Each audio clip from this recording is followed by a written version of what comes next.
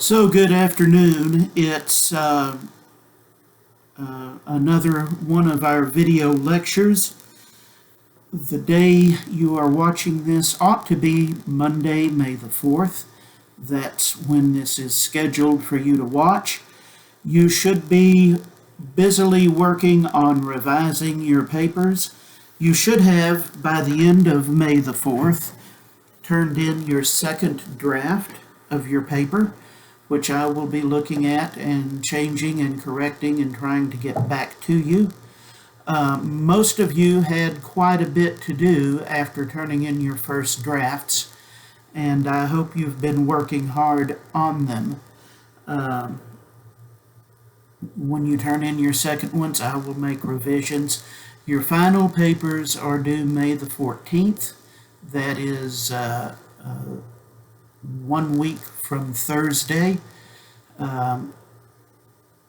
You know that if you've been watching the videos, but I'm able to tell by checking in that very few of you are actually watching these lectures. So you may be frantically trying to finish by May the 10th when in fact you have extra time. Or not May the 11th, when in fact you have 3 extra days. I will laugh if that happens, because you could have known that you had more time if you had watched these lectures.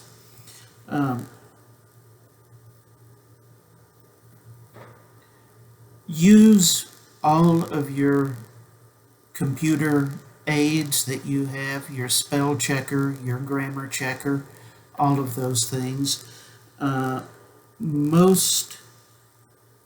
You need to do that. You've got plenty of time to work on these. There is no reason at all for you to have misspelled words, misplaced commas, and that sort of thing. There's no reason at all for you to have it. So I hope I see a lot of that corrected. It may be that you have work that you haven't turned in that was assigned. If you haven't done it, get it done.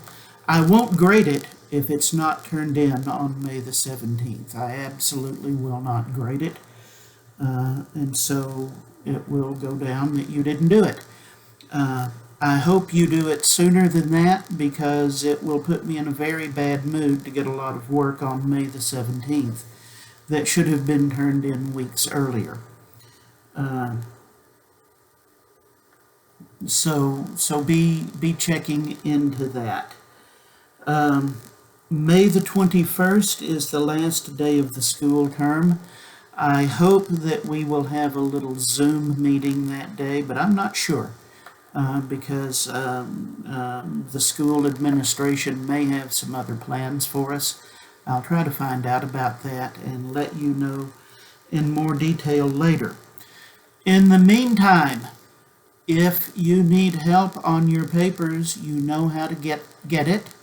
I have told you several times, send me an email and I will schedule a Zoom session to talk about your questions or problems, if you do it far enough ahead of time. Now, let me tell you that if you contact me next Monday, May the 11th, wanting help on your paper, I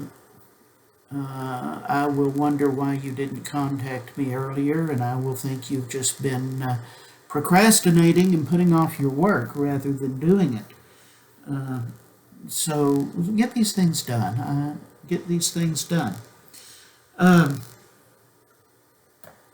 On your papers, I can't go into any detail about individual papers. It's not appropriate for me to do it in the context of one of these lectures, but I can tell you a few things.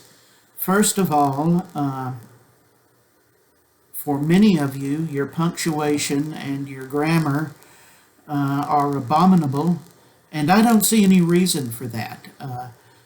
We made significant progress while we were meeting together and got to the point to where most of you were using complete sentences most of the time. Most of you appeared to know how to use a comma that sort of thing.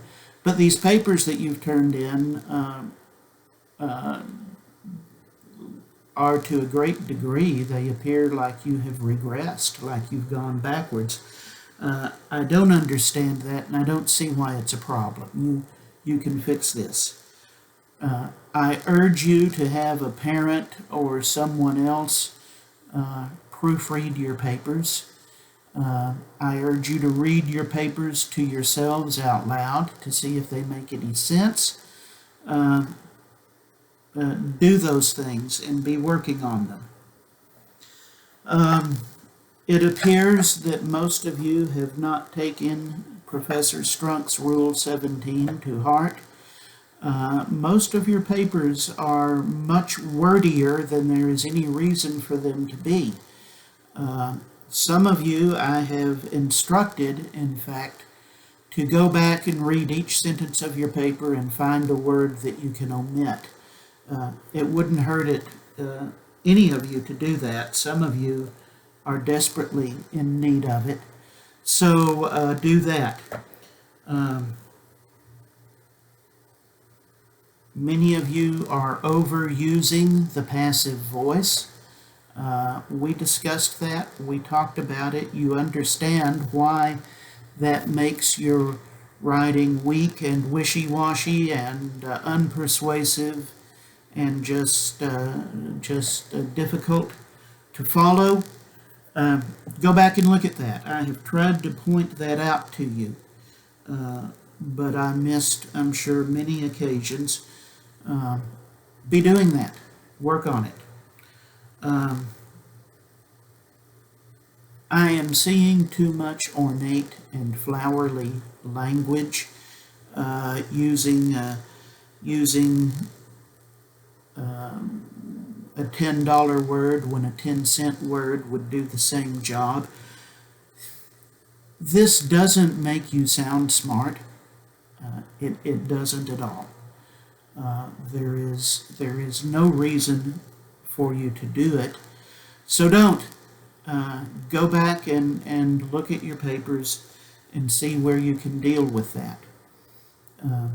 I hope to see all of you working on that, and I will get your revised papers back to you as quickly as I can, but sometimes it's a big job. Now then, our final reading selection was Revelation by Flannery O'Connor. When I assigned that, I asked you some questions. 2 of you took the trouble to try to answer them, and you know who you are, and I appreciate you very much for doing that. Why would I make you read this story? There's a lot in it that you probably found offensive. Why would I make you read that? Did I do it because I want you to be offended? Did I do it because of some other reason? Ask yourself, just why is it that Mr. Roselle wanted us to read this story? What does it add to everything else that we've read all year? Or did I just pick it out at random to be somehow difficult? Think that over. I mentioned in an earlier lecture, which most of you haven't watched, a passage of Scripture that might give you an insight into this particular story. I don't know whether any of you have read that passage or not, and whether, having read it, you have any more understanding of what's going on in the story.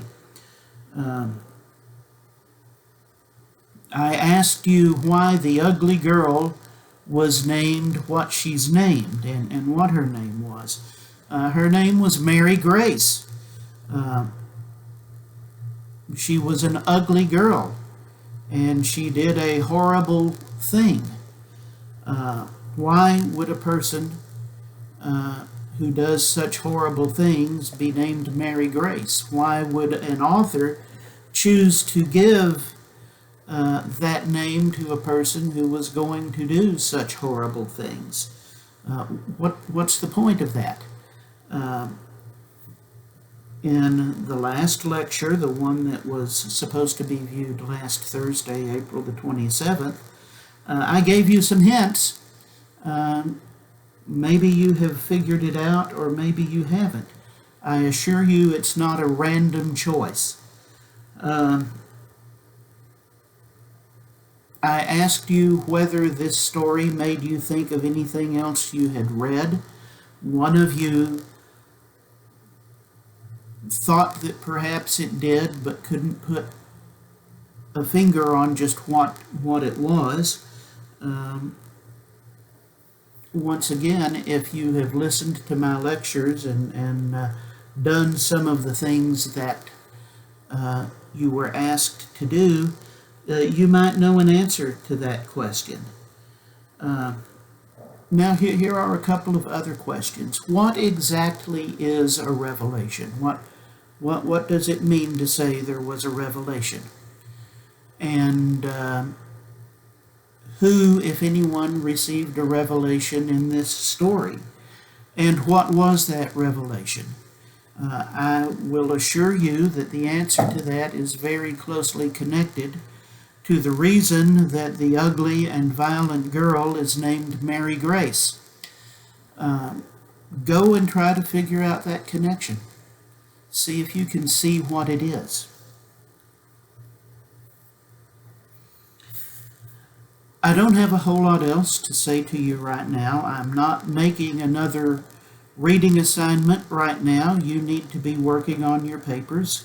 You have certainly not read enough, and we certainly didn't read everything I wanted us to read this year, but I realize that you have read what is for most of you quite a bit, and that there's a lot to think about and digest here.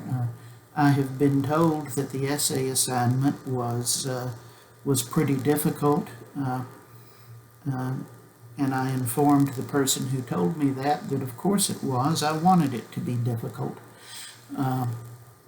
So I'm going to leave you alone pretty much to work on that. There will be another brief lecture that I will assign for you on I will record and post for you to watch this coming Thursday. I hope that you're working hard on these papers. I can tell you that I worked pretty hard to read some of them and grade them. I hope you're working hard. I am serious that I would be happy to talk to any of you about your papers and what you could do with them if you would let me know. So, with all of that said, that's going to be the end of this lecture. I'll talk to you again on Thursday. In the meantime, if you have questions, let me hear from you. That's all.